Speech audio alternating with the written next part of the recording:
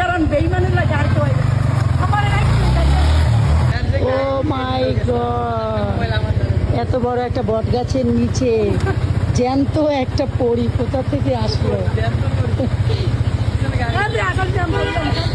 এই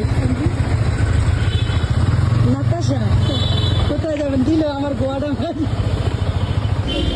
এই বাবারে, গাছ থেকে কে পড়লো? এই বট গাছ থেকে হচ্ছে কি ডানা কাটা পরি, পরির দি ডানা আছে, তাও আবার লাল পরি, নীল কই তাইলে?